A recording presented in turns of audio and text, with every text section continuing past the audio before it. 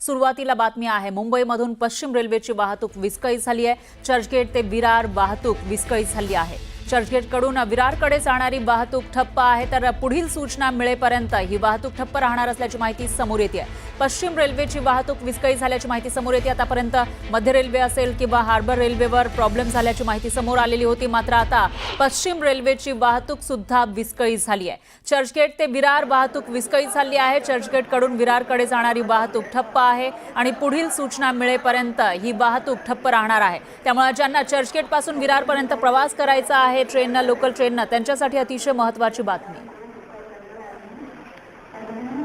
आणि या विषयी अधिक माहितीसाठी आपल्या प्रतिनिधी प्रणाली कापसे आपल्या सोबत जोडल्या गेल्या आहेत। प्रणाली, काय सांगाल? वेस्टर्न रेल्वेवर तसा फारसा परिणाम होत नाही पावसाचा, मात्र या पावसामध्ये वेस्टर्न रेल्वे सुद्धा ठप्प झाल्याचं कळत आहे। अपडेट्स काय आहेत सध्याचे? अगदी खरं आहे। लोअर परळ पासून ते विरारपर्यंत जाणारी जी प्लॅटफॉर्म क्रमांक 1 वरची वाहतूक आहे ती अनिश्चित काळासाठी बंद करण्यात आलेली आहे। सकाळीच आपण बघितलं होतं की हार्बर लाईन आणि मध्य रेल्वे या दोन्ही लाईन सगळ्यात आधी विस्कळीत झाल्या होत्या। त्यांची वाहतूक अजूनही ठप्पच आहे, त्या अजूनही सुरू झालेल्या नाहीये।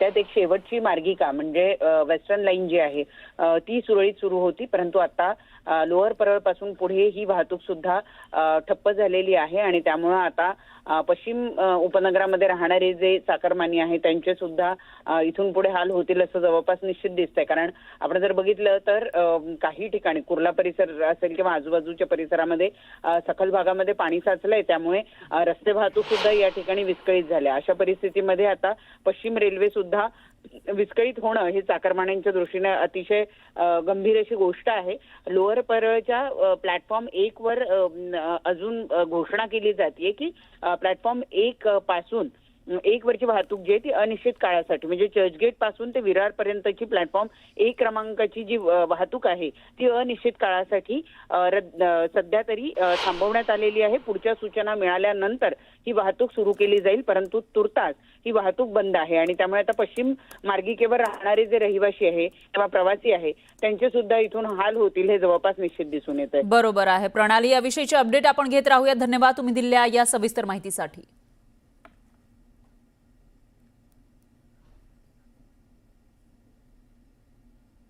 तर मुंबई लोकलची ही स्थिती आपण बघितलेली आहे। त्याचबरोबर राज्यभरामध्ये कशा पद्धतीने पावसाचा परिणाम जाणवतोय, काय स्थिती आहे त्याच्या बातम्या आपण या ठिकाणी बघत आहोत।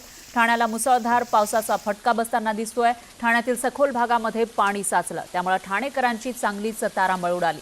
वाहतुकीवर सुद्धा याचा परिणाम दिसून येतोय आणि ती दृश्य आपण बघू शकताय।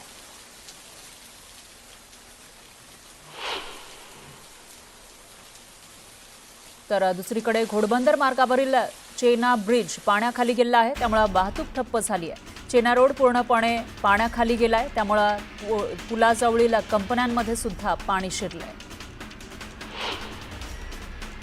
ठाणे जिल्ह्यातील शील डायगर परिसराला नदीचं स्वरूप प्राप्त झालं आहे। सततच्या पावसामुळे शील डायगर परिसरात कमरेपर्यंत पाणी साचलं, त्यामुळे अनेक वाहनं त्यामध्ये अडकली, तर काही नागरिक याच पाण्यात उतरून खेळतानाही दिसतात। ठाण्यात मुसळधार पावसामुळे गणपती कारखान्याचं मोठं नुकसान झालंय। गणेशोत्सव अवघ्या काही दिवसांवर आला असताना गणेश मूर्ती ठेवलेल्या ठिकाणी पाणी साचलं, त्यामुळे मूर्तिकार संकटात सापडले। कुर्ल्यातील LBS मार्गाला तळ्याचं स्वरूप प्राप्त झालंय। रस्त्यावर मोठ्या प्रमाणामध्ये पाणी साचलं, त्यामुळे नागरिकांचे मोठे हाल झाले। ठाणे जिल्ह्यातही मुसळधार पाऊस पडतोय। शिळफाटा इथल्या शीळ दिवा मार्गावर पाणी साचलंय, यामुळे वाहतुकीला मोठा अडथळा निर्माण झालाय। दिव्यात सुद्धा मुसळधार पाऊस पडतोय, त्यामुळे अनेक भागात पाणी साचलंय। विरारमध्ये मुसळधार पावसामुळे अनेक भागांमध्ये पाणी साचलेलं आहे। रस्त्यांना नद्यांचं स्वरूप आलंय, त्यामुळे वाहतूकही ठप्प झाली आहे। तर पावसाच्या पाण्यात वाहनं अडकली आहेत, त्यामुळे नागरिकांनी वाहनांना धक्का त्यांनी मारल्याचं दिसून येतंय। विरारमध्ये झालेल्या मुसळधार पावसाचा फटका ओल्ड विवा कॉलेज परिसरातील इमारतींनाही बसलाय।